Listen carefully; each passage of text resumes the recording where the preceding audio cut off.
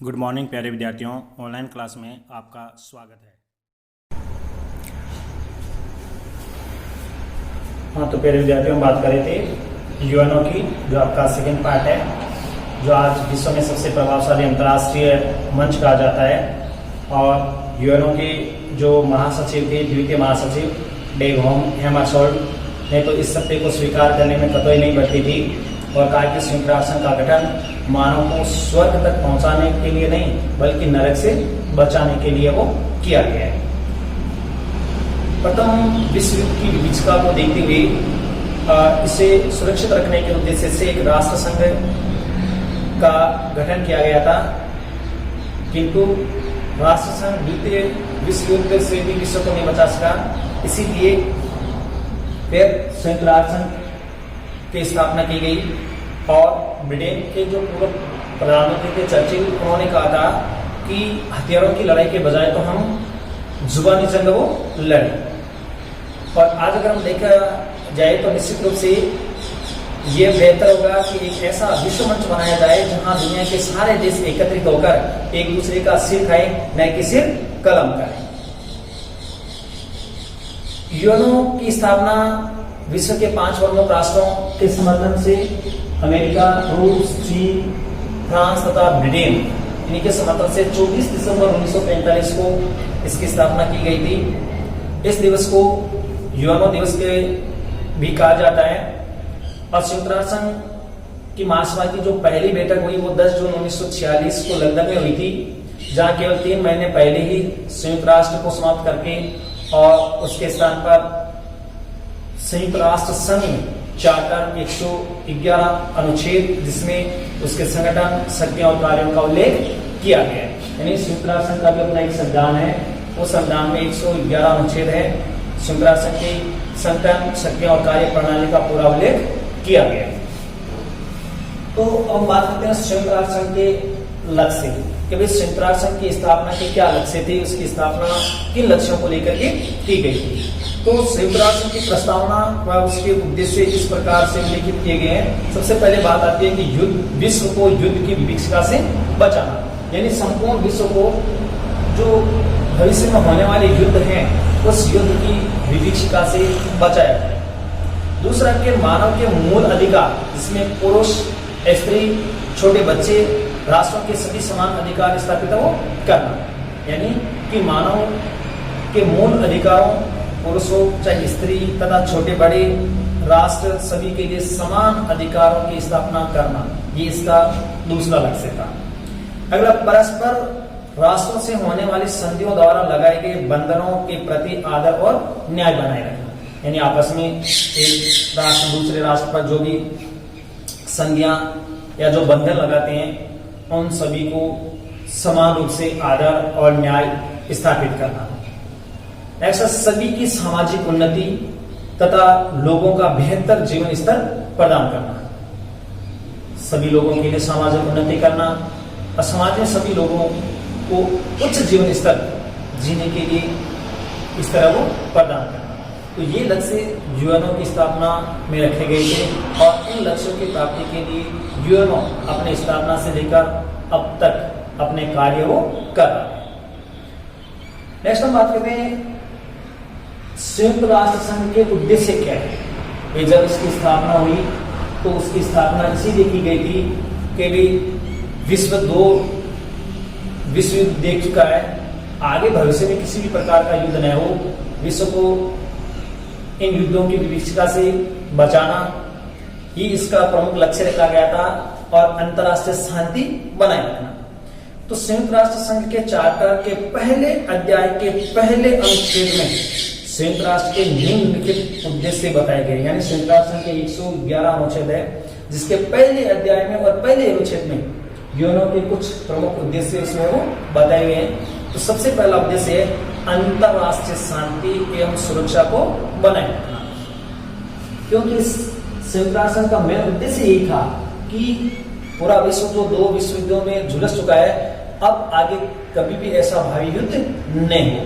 तो सबसे पहले बात ये थी कि संपूर्ण विश्व में शांति और व्यवस्था को बनाए रखना। दूसरा है आर्थिक, सामाजिक, सांस्कृतिक एवं मानवीय या किसी भी प्रकार की अंतर्राष्ट्रीय समस्या को सुलझाना, चाहे वो आर्थिक हो या सामाजिक हो या सांस्कृतिक हो या मानवीय किसी प्रकार की यदि समस्या हो तो उस समस्या को सुलझाना। अगला, समान अधिकारों के लिए आदर एवं मित्रतापूर्ण संबंध कायम रखना, यानी सभी के प्रति समान आदर रखना, साथ साथ मित्रतापूर्ण संबंध बनाए रखना।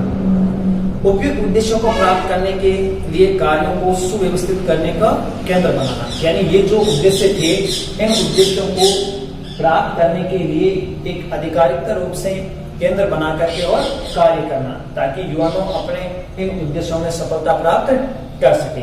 तो इन उद्देश्यों को लेकर के और युवाओं की घोषणा, युवाओं की स्थापना की गई थी और इन्हीं उद्देश्यों को प्राप्त करने के लिए युवाओं अपना कार्य वो कर रहा है। अगले, संयुक्त राष्ट्र संघ के सिद्धांत, उद्देश्यों के संयुक्त राष्ट्र संघ के वो कौन कौन से सिद्धांत है जिनके आधार पर युवाओं अपना कार्य वो कर रहा है। देखिए, संयुक्त राष्ट्र संघ एवं इसके सदस्यों को निम्न कार्य करना पड़ता है, यानी इसके बहुत सारे सदस्य राष्ट्र हैं, उन सभी सदस्य राष्ट्रों को इन सिद्धांतों को ध्यान में रख करके और अपना कार्य वो करना पड़ता है। तो सबसे पहली बात आती है कि सभी सदस्यों की प्रभुसत्ता का सम्मान, यानी यूएनओ के आज जितने भी सदस्य राष्ट्र हैं प्रत्येक राष्ट्र दूसरे राष्ट्र की प्रभुसत्ता का सम्मान करेगा, उसकी अखंडता को बनाए रखने का, उसके मामलों में किसी भी प्रकार का हस्तक्षेप नहीं करेगा। नेक्स्ट है कि सदस्यों को चार्टर के अनुसार लगाए गए प्रतिबंधों का अपनी इच्छा के अनुसार पालन करना होगा, यानी कि संयुक्त राष्ट्र संघ के जो भी सदस्य हैं चार्टर के अनुसार यदि मान लो यूएनओ किसी सदस्य पर प्रतिबंध लगा देता है तो उन प्रतिबंधों को आदर सहित मानना भी होगा। यूएनओ के लगभग ये 5 स्थायी राष्ट्र हैं। यदि मान लो ये राष्ट्र किसी भी देश पर प्रतिबंध लगा देते हैं, ठीक है, रोक लगा देते हैं, तो वो राष्ट्र उनका सम्मान करेगा, उनका उन नियमों का उल्लंघन नहीं करेगा। जो राज्य इसके सदस्य नहीं हैं वे सभी संयुक्त राष्ट्र संघ के सिद्धांत के अनुसार कार्य कर सकते हैं, यानी कि जो देश यूएनओ के सदस्य नहीं है वो राष्ट्र भी यूएनओ के सिद्धांतों के अनुसार ही अंतरराष्ट्रीय स्तर पर कार्य करें। ऐसा नहीं कि वो अपनी मनमानी से कार्य वो करते रहे, उन पर भी यूएनओ अपना दबाव डाल सकता है। झगड़ों का निपटारा शांतिपूर्वक करेंगे, यानी यूएनओ के जितने भी सदस्य राष्ट्र हैं यदि मान लो 2 राष्ट्रों के बीच में किसी प्रकार का झगड़ा हो गया है, तनाव या संघर्ष की स्थिति उत्पन्न हो गई है, तो उन झगड़ों, तनाव या संघर्ष की स्थिति को शांतिपूर्ण तरीके से निपटाने का कार्य करेंगे। राज्यों की भू अखंडता के विरुद्ध धमकी या बल प्रयोग से परहेज पर बल देंगे, यानी कोई भी राज्य किसी दूसरे राज्य को उसकी भूमि का अधिग्रहण नहीं करेगा, ना ही उसे किसी प्रकार की धमकी देगा और ना ही किसी बल का प्रयोग करेगा। ऐसा करने से वह परहेज करेगा। सभी सदस्य संयुक्त राष्ट्र संघ को हर प्रकार से सहायता भी देंगे, यानी यूएनओ के जितने भी सदस्य राष्ट्र हैं वो सभी हर प्रकार संभवतः यूएनओ को अपनी सहायता या मदद देने का प्रयास करेंगे। और संयुक्त राष्ट्र संघ किसी भी राज्य के घरेलू मामलों में हस्तक्षेप नहीं करेगा, यानी यूएनओ इस सिद्धांत पर कार्य करेगा कि वह किसी भी सदस्य राष्ट्र के आंतरिक मामलों में किसी भी प्रकार का कोई हस्तक्षेप नहीं करेगा।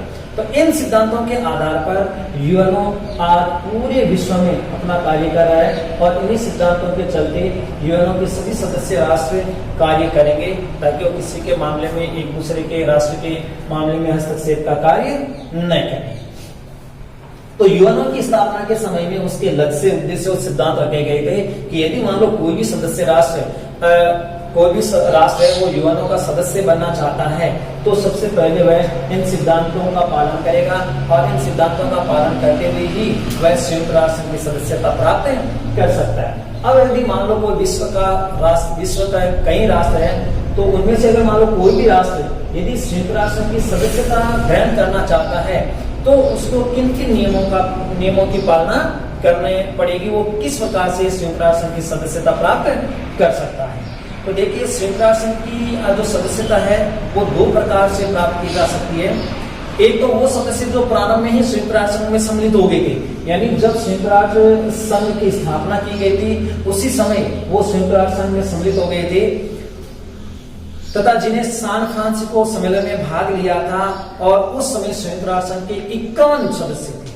यानी सैन फ्रांसिस्को में एक सम्मेलन हुआ, उस सम्मेलन में 51 राष्ट्रों ने भाग लिया था और उन्होंने उसी समय संयुक्त राष्ट्र संघ की सदस्यता को ग्रहण कर ली।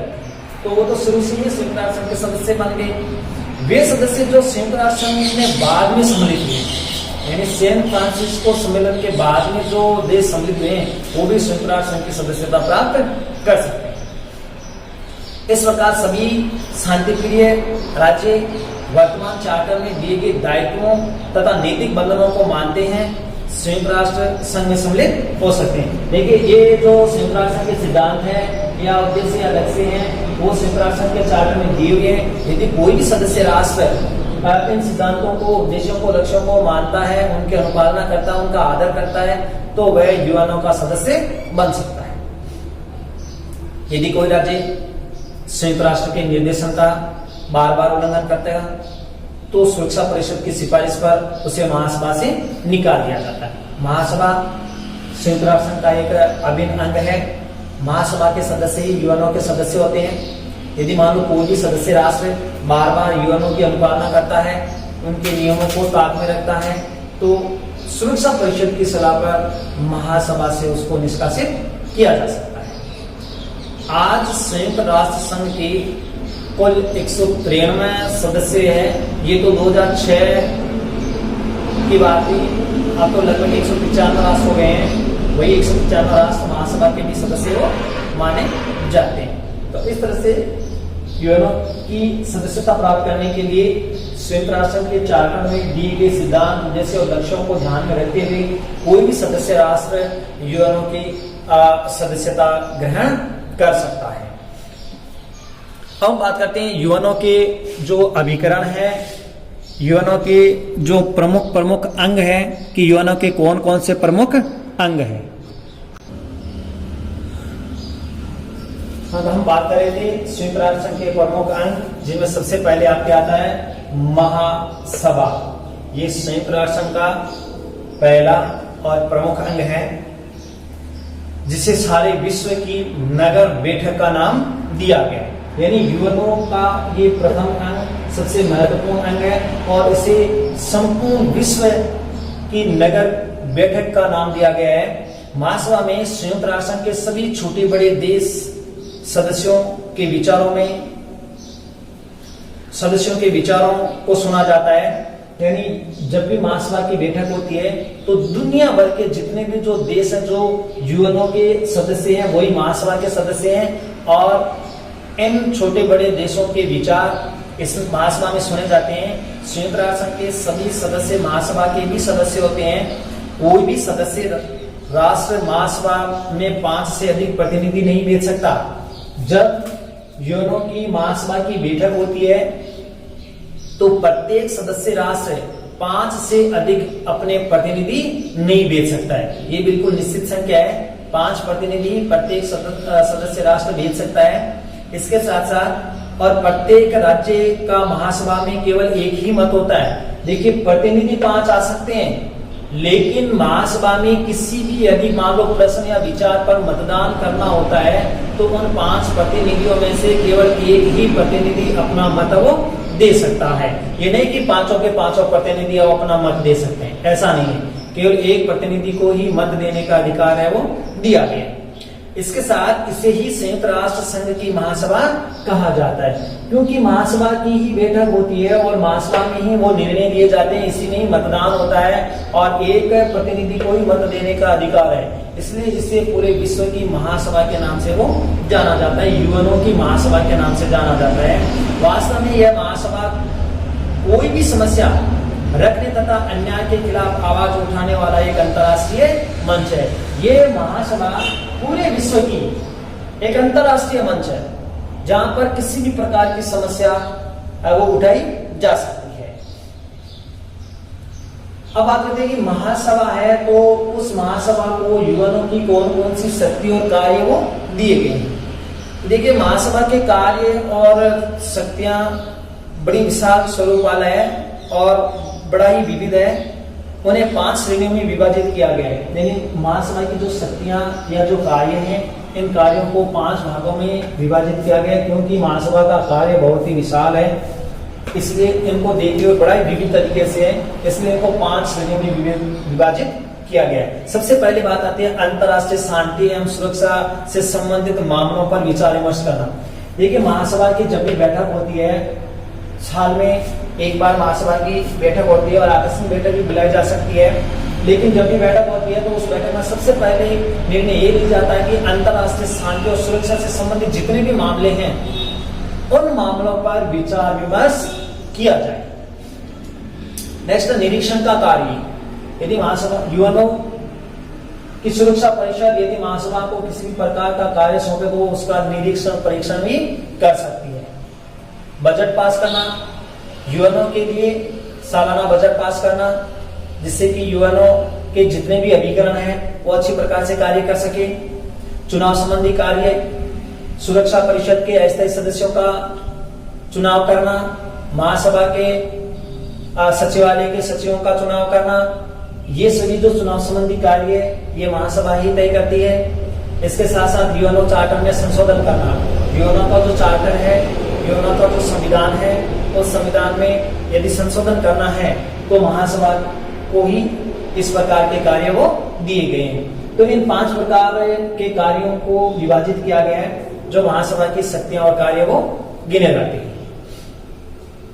इसके अलावा हम बात करें कि महासभा का संगठन है वो कैसे किया जाता है, इसका गठन कैसे किया जाता है। तो देखिए, महासभा संयुक्त राष्ट्र संघ की शीर्ष संस्था है, इसके अपने ही नियम तथा प्रक्रियाएं। महासभा यूएनओ की पहली और शीर्ष संस्था है, इसके अपनी नीतियां हैं, अपनी ही प्रक्रियाएं हैं। ये एक ऐसा अंग है जहां न तो मेजबान है और न ही कोई मेहमान है। यानी महासभा एक ऐसी संस्था है जहां सदस्य राष्ट्र ना तो कोई मेजबानी करने वाला होता, नहीं कोई मेहमान नवाजी वाले, सभी मेजबान और सभी मेहमान है, सभी बराबर के हकदार है। महासभा 1 वर्ष के लिए अपना एक सभापति चुनती है, वह अपनी योग्यता के आधार पर चुना जाता है और उसे गोपनीय मत के द्वारा चुना जाता है। यानी हर साल महासभा का एक सभापति जो गुप्त मतदान के आधार पर चुना जाता है। इसके साथ साथ सामान्यतः अध्यक्ष किसी छोटे राष्ट्र से ही दिया जाता है। अध्यक्ष की सहायता के लिए महासभा में चीफ डी कैबिनेट होता है और यह व्यक्ति महासभा के अफसरों का आवास सचिव भी होता है। महासभा के 17 उपाध्यक्ष होते हैं जो विभिन्न क्षेत्रों का प्रतिनिधित्व भी करते हैं और ये 17 उपाध्यक्ष तथा 7 स्थायी समितियों के सभापतियों को मिलाकर एक महासमिति वो बनी होती है। यानी महासभा अपना कार्य सुचारू रूप से करें, इसके लिए इसके अंतर्गत एक सभापति और 17 साथ में उपाध्यक्ष होते हैं, 7 स्थायी समितियां होती है, ये सभी मिलकर के और एक महासमिति बनाती है और वही महासमिति यूएनओ की जो महासभा को शक्तियां दी गई है उन शक्तियों और कार्यों को पूरा करने में अपना महत्वपूर्ण योगदान देती है। इस तरह से महासभा का गठन करके और वो अपनी शक्तियों और कार्यों को सुचारू रूप से करने का कार्य करते हैं। महासभा की बैठक सितंबर के तीसरे मंगलवार को नियमित रूप से होती है। प्रतिवर्ष सितंबर के तीसरे मंगलवार को महासभा की बैठक बुलाई जाती है, जिसमें प्रत्येक राष्ट्र अपने 5 प्रतिनिधि भेज सकता है। केवल एक प्रतिनिधि को ही अपना मत देने का अधिकार होता है। इसके साथ सुरक्षा परिषद के महासभा या संयुक्त राष्ट्र के बहुमत सदस्यों की प्रार्थना पर इसका विशेष सत्र भी बुलाया जा सकता है। देखिए, यदि मान लो वैसे तो प्रतिवर्ष सितंबर के तीसरे मंगलवार को महासभा की बैठक होती है, लेकिन यदि आकस्मिक बैठक बुलाई जाए तो सुरक्षा परिषद के समर्थन के आधार पर महासभा की आकस्मिक बैठक भी बुलाई जा सकती है। महासभा का सभापति यद्यपि 1 वर्ष के लिए चुना जाता है, किंतु यदि विशेष सत्र बुलाया गया है तो हर साल के लिए वह अपना अध्यक्ष भी हर सत्र के लिए अपना एक नया अध्यक्ष भी चुन सकती है। 1950 से स्थापित एक विशेष प्रक्रिया के अंतर्गत यदि सुरक्षा परिषद में वीटो के प्रयोग से शांति की पुनर्स्थापना में रुकावट पैदा होती है तो 24 घंटे में महासभा की विशेष बैठक भी बुलाई जा सकती है। 1950 में उसमें तो संशोधन किया गया था कि यदि मान लो सुरक्षा परिषद अपने वीटो पावर का प्रयोग करती है और विश्व में शांति की पुनर्स्थापना करती हो तो महासभा की आकस्मिक बैठक बुलाई जा सकती है और विश्व शांति के लिए उपयुक्त निर्णय ले सकती है जो सुरक्षा परिषद भी मानने के लिए बाध्य होती है। यानी कि सुरक्षा परिषद के कारण अगर मान लो वीटो पावर का प्रयोग किया गया है और विश्व में कहीं भी अगर शांति की स्थापना करनी हो और महासभा का सत्र नहीं चल रहा हो तो 24 घंटे के अंदर अंदर आकस्मिक बैठक बुलाई जा सकती है और महासभा जो भी निर्णय लेती है वह निर्णय सुरक्षा परिषद को भी मानना आवश्यक होता है। तो इस तरह से महासभा यूएनओ की प्रथम अंग माना जाता है। एक विशेष मंच है, अंतर्राष्ट्रीय मंच है जहां पर विश्व के सभी राष्ट्र अपना समस्याएं रख सकते हैं, अपनी बात रख सकते हैं। अब बात करते हैं कि इतना कुछ होने के बावजूद भी क्या महासभा अपने कार्यों को सुचारू रूप से संचालित कर सकती है। तो देखिए, महासभा की भूमिका का मूल्यांकन करते हुए स्टार्क ने कहा था कि अंतर्राष्ट्रीय शांति एवं सुरक्षा के प्रश्न पर महासभा व्यवहारिक रूप से मुख्य स्वरूप ग्रहण करने के योग्य हो गई है। ये एक सचमुच विलक्षण है।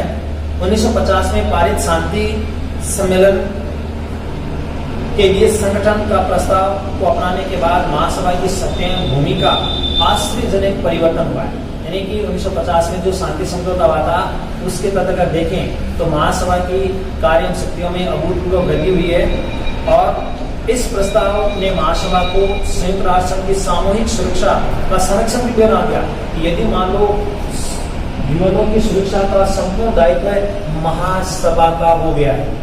इसके साथ साथ यदि मान लो सुरक्षा परिषद अंतर्राष्ट्रीय शांति को खतरा होने, शांति भंग होने या आक्रमण जैसी कोई भी स्थिति में अंतर्राष्ट्रीय शांति एवं सुरक्षा को बनाए रखने में असफल रहती है तो महासभा अपने सदस्यों से उचित परामर्श लेने के लिए मामले को एकदम अपने हाथ में लेगी ताकि सामूहिक प्रयत्न कर सके। कहने का अर्थ है यदि विश्व में कहीं पर भी युद्ध होने वाला हो, संघर्ष या तनाव की स्थिति उत्पन्न हो गई है और सुरक्षा परिषद उस मामले में बिल्कुल असफल हो गई है तो महासभा पूरे विश्व में शांति व्यवस्था बनाए रखने के लिए इस कार्य को अपने हाथ में ले सकती है और संपूर्ण विश्व के सदस्य राष्ट्र एकमत होकर के और उस पर अपना निर्णय ले सकते हैं। ऐसे में अगर देखा जाए तो महासभा की स्थिति पर्याप्त सुदृढ़ है परंतु यह केवल एक सिद्धांत रूप में दिखाई देता है। वास्तविक या व्यवहार में महासभा शांति के लिए संगठित प्रस्ताव के अंतर्गत कार्य करते हुए केवल 2/3 बहुमत से ही मुश्किल से प्रस्ताव पारित कर पाती है। निश्चय महासभा की यह शक्ति उसे एक असाधारण दर्जा अवश्य प्रदान करती है। तो कहने का अर्थ है कि महासभा अंतर्राष्ट्रीय स्तर पर एक विश्व मंच है जहां पर सभी राष्ट्र अपनी बात रख सकते हैं, अपना समस्या को सुलझाने का प्रयास कर सकते हैं और इसके साथ साथ अंतर्राष्ट्रीय शांति एवं सुरक्षा को भी बनाए रखने में अपना महत्वपूर्ण योगदान दे सकते हैं।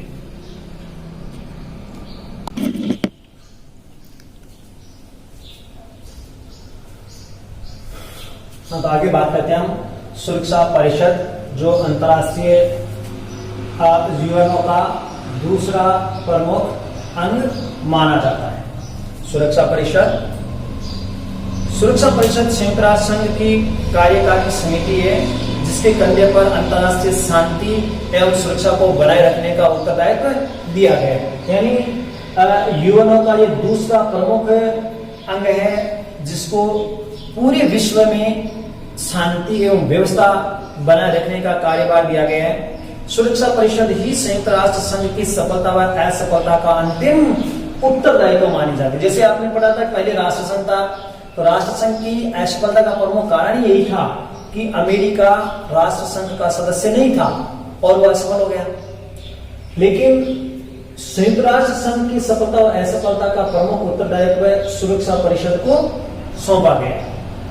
इसके साथ साथ क्योंकि यही महासभा के निर्णयों तथा संयुक्त राष्ट्र संघ के चार्टर को लागू करने का संबंध रखते हैं। महासभा जो भी अपने क्षेत्र में निर्णय लेती है और यूएनओ का जो चार्टर है उसको लागू करने में महत्वपूर्ण जो भूमिका है वो सुरक्षा परिषद की है। यदि महासभा निर्देशी अंग है तो सुरक्षा परिषद राष्ट्र संघ का निर्णय एवं क्रियान्वयन विभाग है। जीजे मेगॉन ने ठीक ही कहा था कि अंतर्राष्ट्रीय युद्ध को रोकने के लिए न तो सारे विश्व में और न ही इतिहास में कहीं भी कोई इस तरह का शक्तिशाली अंग वो मिलता है। यानी पूरे अगर हम इतिहास को खंगा लें तो भी अंतर्राष्ट्रीय युद्ध को रोकने के लिए ऐसा कोई अंग नहीं है। बाद के वर्षों में अनेक बार सुरक्षा परिषद ने अपनी उपयोगिता भी सिद्ध की। यानी यूएनओ की स्थापना के बाद अगर हम देखें तो सुरक्षा परिषद ने अपनी कई उपयोगिता भी सिद्ध की है। अब हम बात करते हैं कि सुरक्षा परिषद का गठन कैसे हुआ। तो देखो, सुरक्षा परिषद में संयुक्त राष्ट्र संघ के 15 सदस्य राष्ट्र हैं, यानी इसमें पूरे 15 सदस्य राष्ट्र है, 15 सदस्य राष्ट्र हैं। और इसके साथ साथ अगर हम बात करें तो इसमें 5 स्थायी सदस्य हैं, 5 स्थायी सदस्य जो मैं आपको पहले भी बता चुका हूं। अमेरिका, रूस, चीन, फ्रांस व ब्रिटेन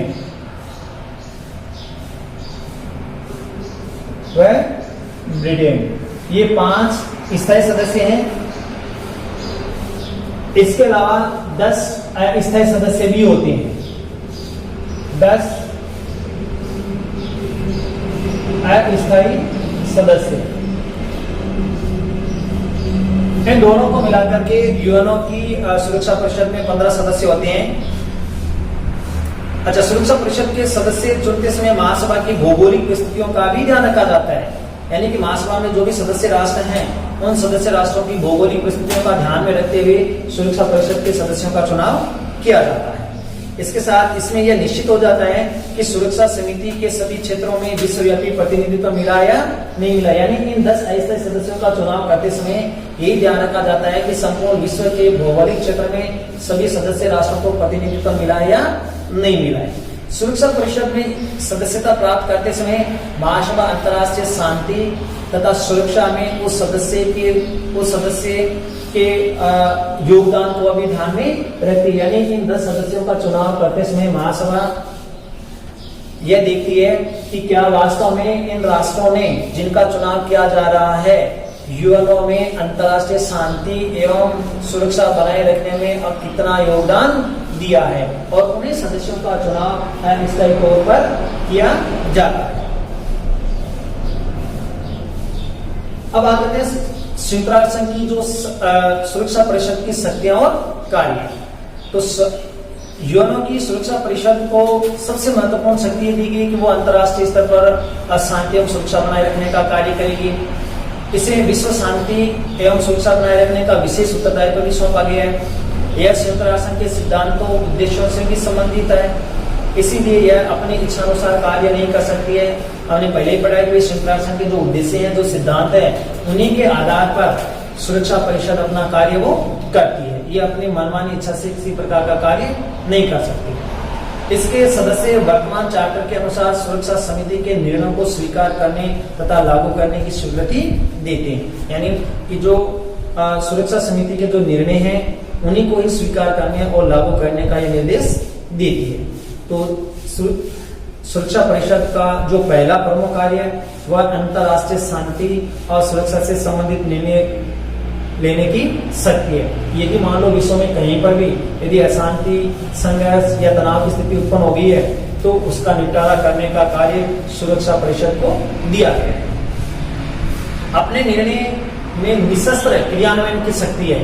यानी सुरक्षा परिषद यदि मान लो विश्व में कहीं भी युद्ध हो रहा हो, तनाव या संघर्ष की स्थिति उत्पन्न हो गई है तो वह किसी भी प्रकार का शस्त्र का उपयोग नहीं करेगी। वो निशस्त्र क्रियान्वयन की शक्ति है, यानी बिना किसी शस्त्र का उपयोग करते हुए यानी शांतिपूर्ण उपायों से उस युद्ध या तनाव या संघर्ष को सुलझाने का प्रयास करेगी। नए सदस्य महासचिव अंतर्राष्ट्रीय न्यायालय के न्यायाधीश के चुनाव की शक्ति भी सुरक्षा परिषद के पास वो रखी गई है। यानी कि अगर मान लो जो भी नए सदस्य हैं उनका चुनाव करना है, या महासचिव की नियुक्ति करनी है, या अंतर्राष्ट्रीय न्यायालय के न्यायाधीशों का चुनाव करना है, तो उसमें सुरक्षा परिषद भी अपना महत्वपूर्ण योगदान वो देती है। और विवादों का शांतिपूर्ण निपटारा करना, यानी विश्व में किसी प्रकार का यदि विवाद है तो उस विवाद का शांतिपूर्ण तरीके से निपटारा करना सुरक्षा परिषद का ही कार्य वो आता है। यानी सुरक्षा परिषद को ही दायित्व दिया गया है कि वो अंतर्राष्ट्रीय शांति और सुरक्षा को बनाए। यूएनओ की सुरक्षा परिषद अपने विस्तृत शक्तियों के आधार पर संयुक्त राष्ट्र संघ का सबसे अधिक महत्वपूर्ण तथा अति संवेदनशील अंग माना जाता है। क्यों कि पूरे विश्व की में शांति और सुरक्षा का कार्यभार इसी के कंधों पर है। इसीलिए यह यूएनओ की अति संवेदनशील एक अंग के रूप में मानी गई है। 1950 के बाद में यदि देखा जाए तो यह एक आलोचना का केंद्र बन गई है। क्यों कि यूएनओ के चार्टर के अंतर्गत जिस भूमिका को निभाने के लिए इसे जिम्मेदारी इसके कंधों पर दी गई थी उसे वह पूरी तरह से नहीं निभा पाई है। और जैसे पामर और पार्किंस के अनुसार कि सुरक्षा परिषद की संयुक्त राष्ट्र संघ की केंद्रीय एजेंसी के रूप में कल्पना की गई थी, परंतु यह अपनी अपेक्षाकृत भूमिका नहीं निभा पाई है। क्यों कि इसके स्थापना के बावजूद भी कितने ही युद्ध हो चुके हैं, कितनी तनाव और संघर्ष की स्थितियां उत्पन्न हो गई है, जिन्हें सुरक्षा परिषद सफलतापूर्वक उनका निपटारा नहीं कर पाई है।